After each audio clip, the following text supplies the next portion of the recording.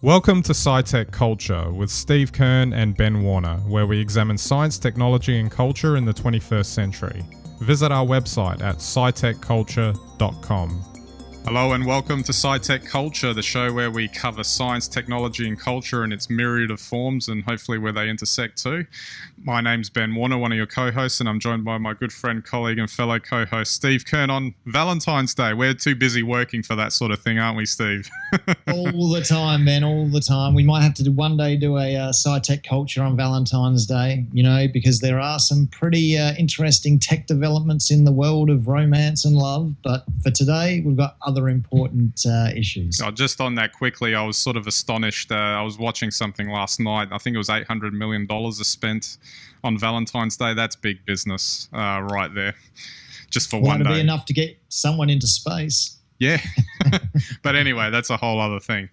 Alrighty, we're going to talk about language and communication and conversation today and how it's developed since, I guess, the beginning of our history and how it is today. But before we get into that, just wanted to cover a couple of things quickly. We were discussing Windows 10 last time, and I've had the chance now to run it on my MacBook with Parallels, so it's just virtualized, so it doesn't destroy anything. And as we were saying just before we got on, it's really, really good.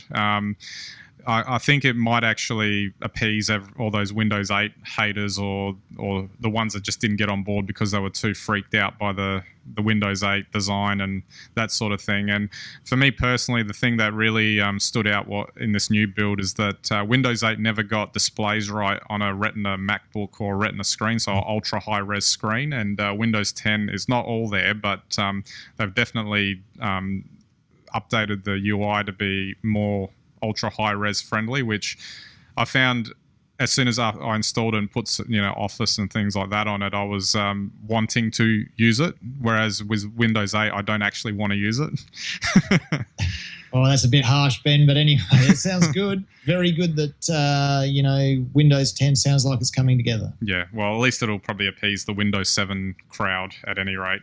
And we'll also move on because it's from that to Google Maps because it's its 10-year anniversary. And before we go through a couple of things, I actually used Google Maps as a GPS navigator last week, and it worked really well with the turn-by-turn navigation. And it's really amazing that you can have this sort of device and turn your smartphone into yet another device that you don't have to buy, and it works perfectly well. The only thing is I couldn't get it to shut up when I knew where it was going, so I had to just switch it off after that.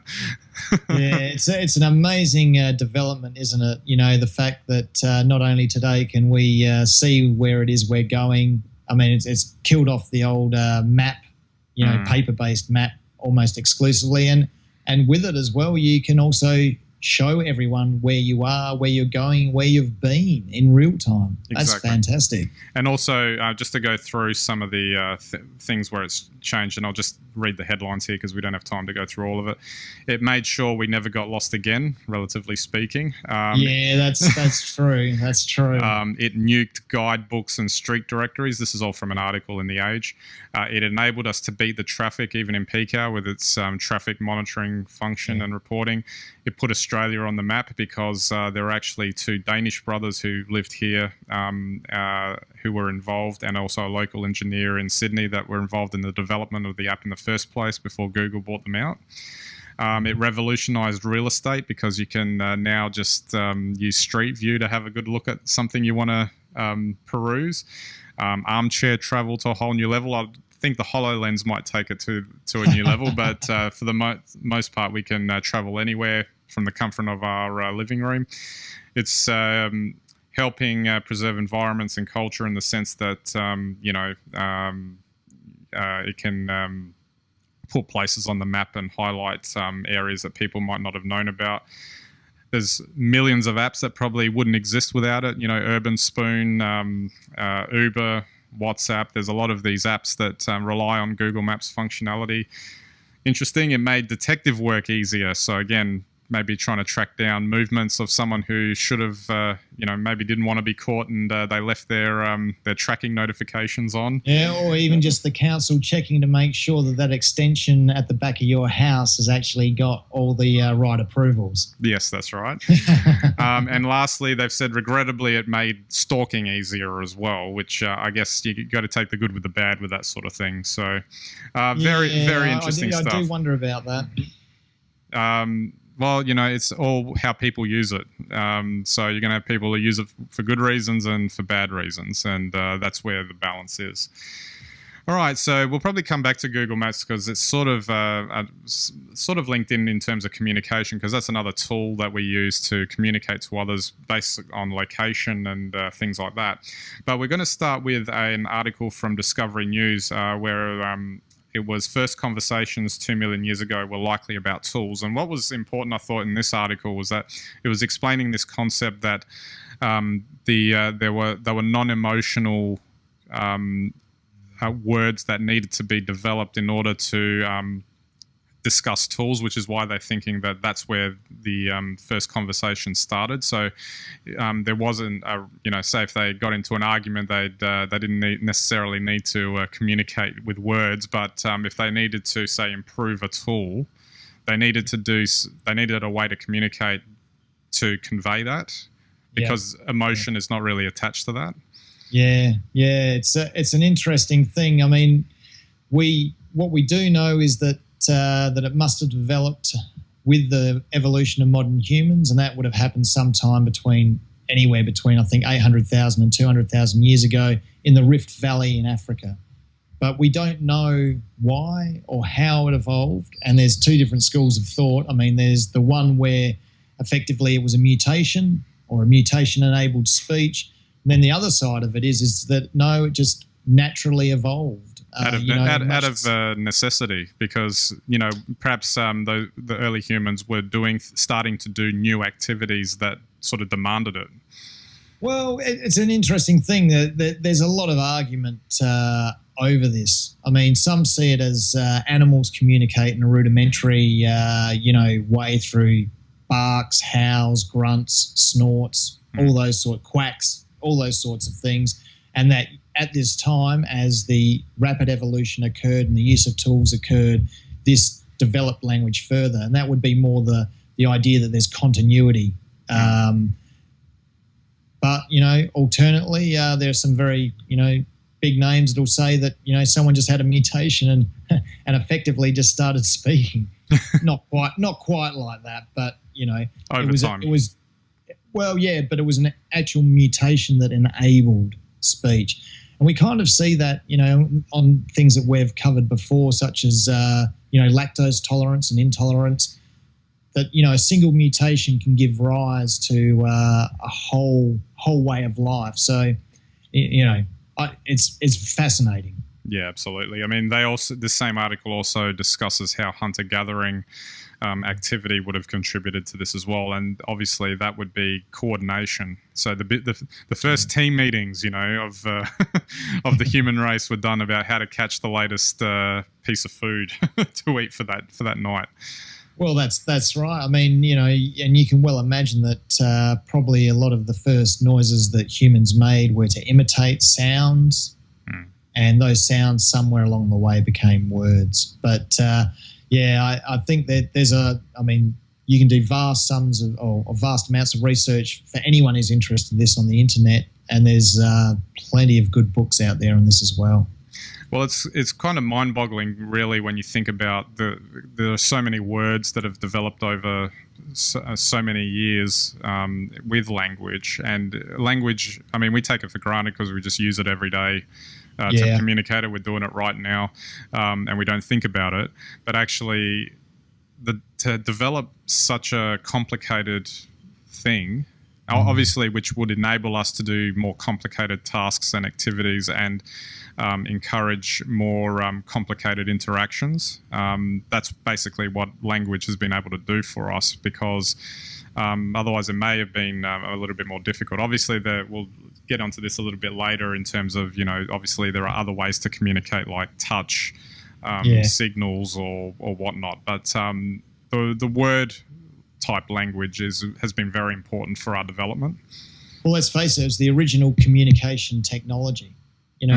Prior to that, I mean, goodness knows what we were saying or how we were communicating. I imagine it would have been gestures or touch. But as I say, this really, the one thing we do know about language is that it falls hand in hand with that time in the Rift Valley in Africa when modern humans evolved and our brain size expanded rapidly. With that came the use of tools. Obviously, with tools and the communication, there was language. Interestingly, though, our earliest recorded histories are really 5,000 BC, so we're only looking 8,000 years ago. And, you needed more technology to be able to write the same language that you're speaking, be that stone and a chisel and some symbols. So, I mean, they probably existed before with drawings in the sand or on the walls, and we know the cave paintings, but it's a huge, huge leap. And as I say, it's a fascinating subject. It's important to realise that it actually is considered technology, even though in today's world we would probably think of computers, screens, rockets into space, cars, buses, and all these complicated machines that we've developed as technology, but and infrastructure like the internet. But actually, this is technology too. The ability to communicate, the idea of developing a tool that's a technology as well. It's just, I guess, maybe a more basic version of it. The only difference between now and then is that it's just gotten a lot more complicated and intricate. Yeah, I mean, that's right. The interesting thing, is that level of technology and the evolution of technology. And we're seeing it now with the Internet of Things. So probably in another 10 years, you won't realise that there's a computer chip in absolutely everything we're doing, from our clothes right through to, things that today we consider inanimate will probably be connected in some way. Yeah, absolutely. Just wanted to touch on another article that was in the ABC. And again, going back to language, there was a scientific study, apparently of up to 5 million individual human assessments, which was published in the Proceedings of the National Academy of Sciences, revealing that we do have a subconscious bias towards positivity, and this is reflected in the fact that language, or most of the languages that they tested, had between 70% and 88% positive words within their vocabulary. So I don't know if that's entirely you can trust on that, because obviously we can get up to quite a bit of negativity as well. We just recycle the same words over and over again. But that's interesting too. Do you think? What do you think of that, Steve? Well, I saw this study and I found this very interesting, and I think you hit the nail on the head. When you're negative, you just recycle the same words. Something negative is very definite, whereas how something could be positive, I think, is a lot more varied. Yeah, yeah, exactly. I mean, just in terms of that, different languages too can have multiple words for the same thing. Say, and I've found this particularly with words. If you compare between English and Chinese, for example, the Chinese actually have a lot of words that we don't have a direct equivalent of. So it's quite interesting in that regard. But maybe they have a reason for having a different word to describe whatever it is that we don't have in the development of English for some reason. Well, that's the cultural development of language as well is rooted around those sorts of things.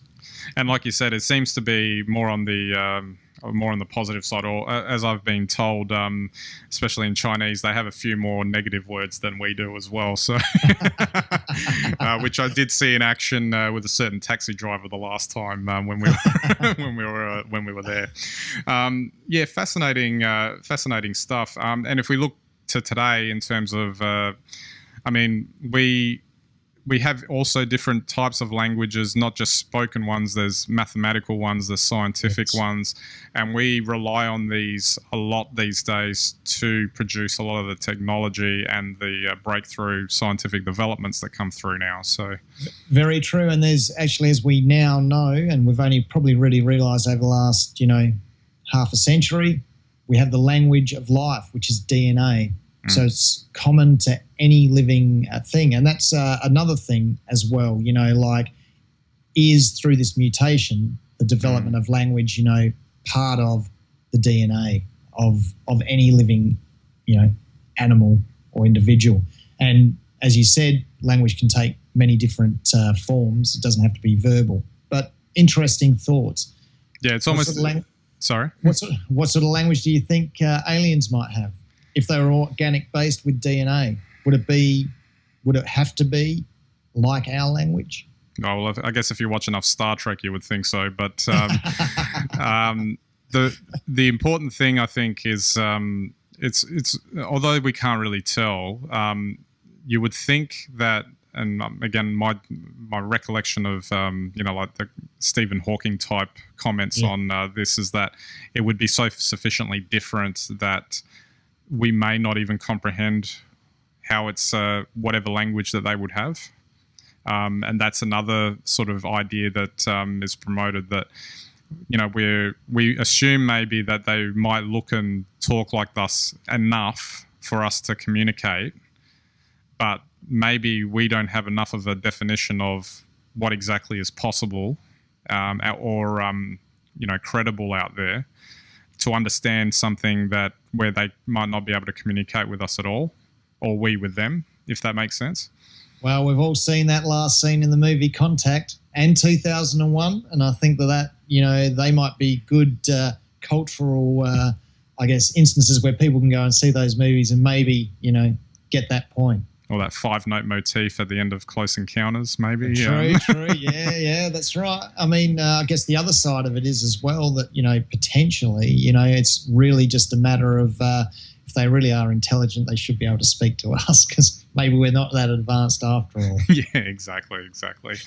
All right, Steve, we might wrap it up there. It's an interesting topic, isn't it? And like I said, we're doing it right now, and I think it's working for us, I think. So yeah. Next step is telepathic languages, though. Oh, that'd be an interesting podcast, wouldn't it?